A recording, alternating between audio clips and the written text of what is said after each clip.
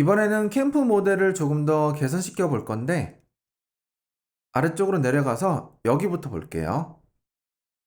먼저 캠프 스테이터스라는 열거형은 캠프 구조체와 연관된 타입이죠.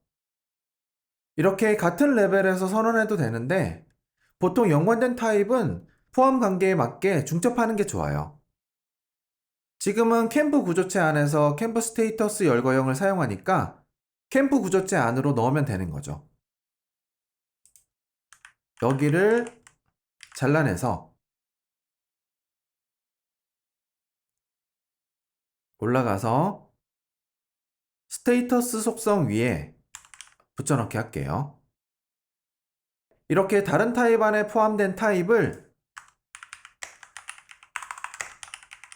네스티드 타입 이렇게 부르고요. 이거는 일반적인 타입과 큰 차이가 없어요. 속성 문법이 달라지거나 메소드 문법이 달라지는 건 아니에요. 이런 것들은 그대로인데 뭐가 달라지냐? 타입의 이름이 달라져요. 열거형의 이름은 캠프 스테이터스지만 이거는 지금 캠프 구조체 안에 포함되어 있는 거죠. 그러면 이거의 풀네임이 이렇게 돼요.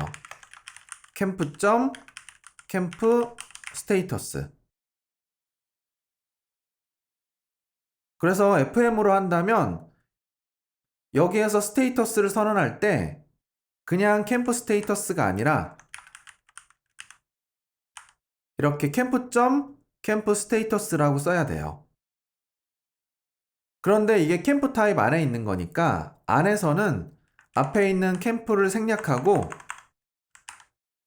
이렇게 그냥 캠프 스테이터스만 써도 돼요. 반대로 이거를 캠프 밖에서 사용한다면 내려가서 그냥 캠프 스테이터스 이렇게 하면 안 되고요. 자동 완성해도 안 나오죠. 캠프 스테이터스 반드시 이렇게 풀네임을 써야 돼요.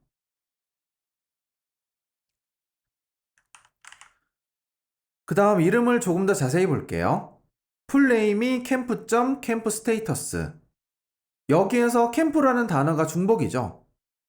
보통 네스티드 타입을 선언할 때는 이름에서 중복되는 단어가 있다면 이거를 뺍니다. 올라가서 열거형의 이름은 이렇게 스테이터스로 하고요.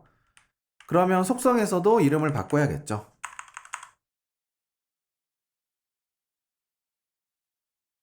애플이 제공하는 기본 프레임워크에도 이런 방식으로 선언되어 있는 열거형들이 상당히 많아요.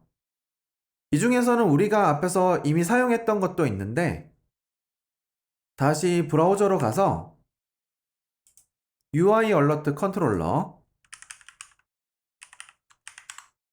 레퍼런스를 확인할게요. 그리고 여기에서 이니셜라이저를 클릭하고요. 여기에서 세 번째 파라미터를 보면 UI 얼러트 컨트롤러 .style 이게 네스티드 타입이라는 걸 이제는 알 수 있죠? 이거는 열거형이고 UI 얼러트 컨트롤러 클래스 안에 스타일이라는 이름으로 선언되어 있어요. 그리고 이거를 단독으로 선언했다면 다시 말해서 클래스 안에 포함시키지 않고 클래스 밖에서 단독으로 선언했다면 이름을 이렇게 하는 게 아니라 그냥 UI 얼러트 컨트롤러 스타일 점 없이 이렇게 했을 건데 지금은 이게 UI 얼러트 컨트롤러 클래스 여기 안에 있으니까 이름에서 중복되는 건 빼고 그냥 스타일 이렇게 선언한 거겠죠.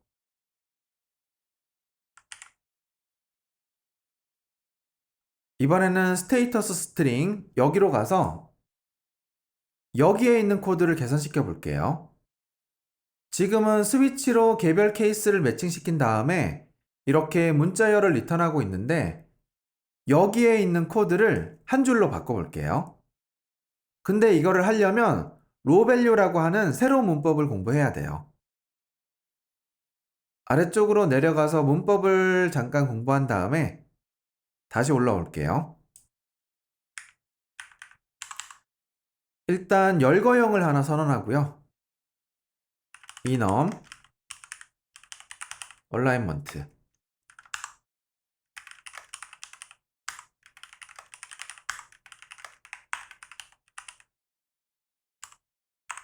이거는 앞에서 했던 거죠.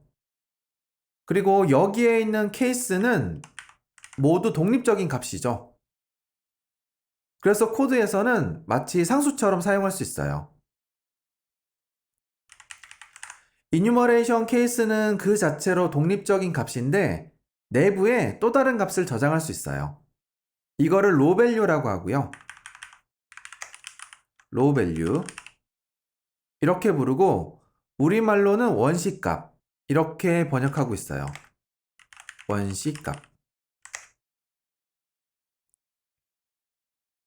지금 얼라이먼트 열거형에는 원시값이 없고요.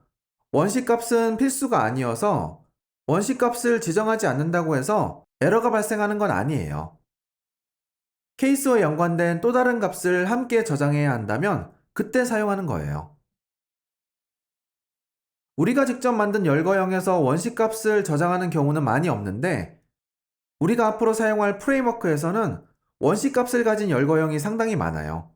그래서 원시값에 대해서도 정확히 알고 있어야 돼요. 문법부터 확인해 보면 기존의 열거형 문법에서 원시값에 타입 선언이 추가되었고요. 이렇게 이름 뒤에 콜론을 쓰고 그 다음에 원시값의 타입을 적으면 돼요. 타입은 여기에 있는 것처럼 문자열, 문자, 숫자 타입 이렇게만 올 수 있고요. 그 다음에 케이스에는 원시값을 저장하는데 상수처럼 한번 값을 저장하면 나중에 다른 값으로 바꿀 수 없어요. 그리고 여기에서 원시값을 저장하는 이 부분은 이거는 생략해도 되는데 이때는 타입마다 정해진 규칙이 있거든요. 이 규칙에 따라서 기본값이 저장돼요. 그러면 얼라이먼트 열거형에 정수형 원시값을 저장해보죠. 이름 뒤에서 이렇게 콜론을 쓰고 이렇게 int라고 쓰면 원시값의 타입이 int가 되는 거고요. 이제 케이스마다 원시값을 저장할 수 있는데 일단 저장하지 않고 이 코드 그대로 둘게요. 이렇게 하면 선언된 순서대로 0부터 1씩 증가하는 값이 자동으로 저장돼요. 나머지 숫자 타입도 규칙이 똑같아요. 항상 앞에 있는 케이스보다 1씩 큰 값이 저장되는 거죠. 지금처럼 원시값을 저장하지 않는다면. 이제 원시값에 접근해 볼게요.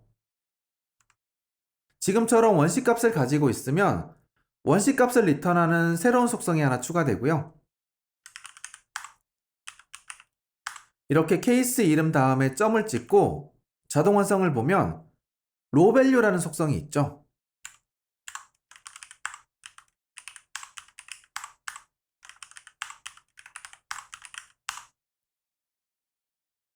이렇게 하면 되는 거죠. 그리고 코드를 실행하면 케이스가 선언된 순서대로 이렇게 0, 1, 2가 저장되어 있죠. 앞에서 설명했던 대로 1씩 증가하는 값이 저장되는 거고요. 이번에는 라이트 케이스에 이렇게 100을 저장할게요. 그리고 나서 다시 실행해 보면 이번에는 0, 100, 101 이렇게 출력되거든요. 지금처럼 원시값을 직접 저장하면 이전 케이스에서 증가한 값은 저장되지 않아요. 우리가 직접 이렇게 저장한 값이 저장되는 거고 여기에서 세 번째 케이스에 저장된 값은 원시값은 2가 아니고 101 이거죠. 원시값을 직접 저장하지 않으면 자동으로 값이 저장된다고 했잖아요. 기준이 되는 값은 항상 이전 값이에요. 그래서 100에서 1 증가한 101 이 값이 저장되는 거죠. 이거는 이렇고요. 그 다음에 원시값을 다른 값으로 바꾸는 건 가능할까요? 이렇게 안 되죠? 메시지를 보면 로밸류가 이뮤터블 하기 때문에 프로퍼티의 값을 저장할 수 없다. 이렇게 나와 있어요. 여기에서 이뮤터블은 값을 바꿀 수 없다는 뜻이에요. 원시 값은 마치 상수처럼 값을 저장한 다음에는 다른 값으로 바꿀 수 없어요.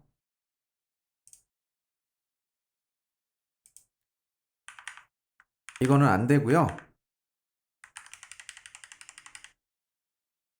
이렇게 로밸류의 타입을 선언하면 이렇게 로밸류 속성이 하나 추가되고 생성자도 하나 추가되거든요.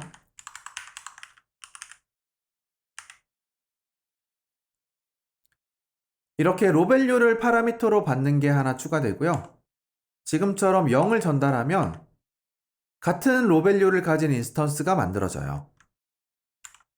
지금 0은 레프트니까 이렇게 레프트가 만들어지는 거죠.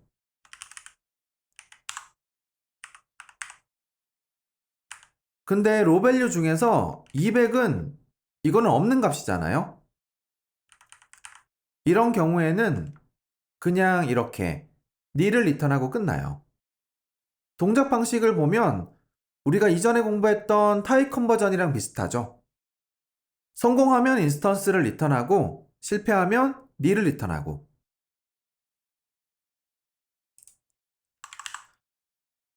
이번에는 요일을 열거형으로 선언하고 원시값을 스트링으로 해볼게요.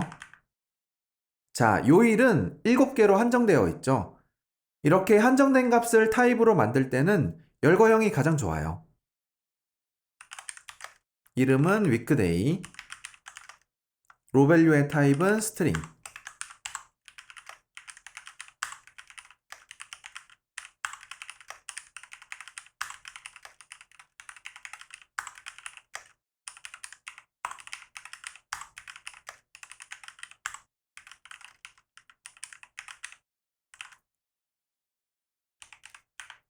이렇게 한 다음에 바로 로밸류를 확인해 볼게요.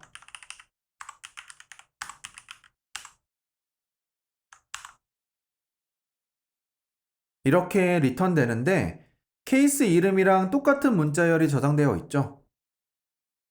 원시 값의 타입을 스트링으로 선언하고 지금처럼 값을 저장하지 않으면 케이스 이름과 똑같은 문자열이 원시 값이 돼요. 그러면 원시 값을 직접 저장하는 것도 가능하겠죠. 이번에는 당연히 문자열로 저장해야 되고요. 이렇게 하고 다시 확인해 보면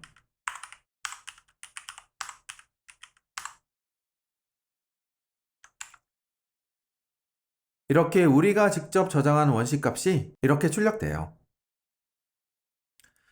문법은 일단 여기까지 하고요. 올라가서 여기에서 이 속성을 다시 볼게요. 문자열을 구성하는 부분을 보면 여기에 있는 케이스에 따라서 뒤에 붙는 문자열이 고정되어 있죠. 이런 식으로. 이게 고정되어 있는데 이거를 원시 값으로 저장할 거예요. 올라가서 여기에서 스테이터스 열거형의 원시 값을 이렇게 스트링으로 선언할게요. 그 다음에 이렇게 원시 값도 저장하고요.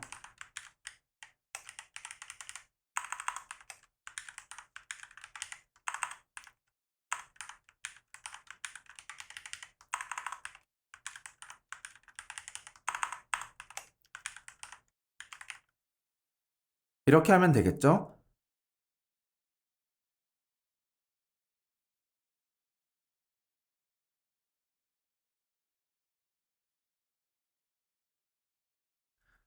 그리고 여기에서 가독성을 조금 더 높이고 싶다면 일단 이거를 여기에서 탭을 눌러서 이렇게 정렬하고요. 나머지 부분을 여기를 기준으로 정렬하면 돼요.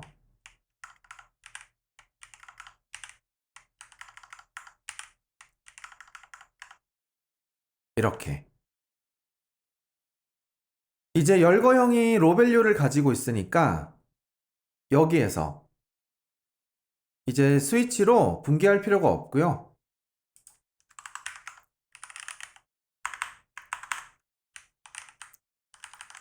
이거를 복사해서 붙여넣기 하고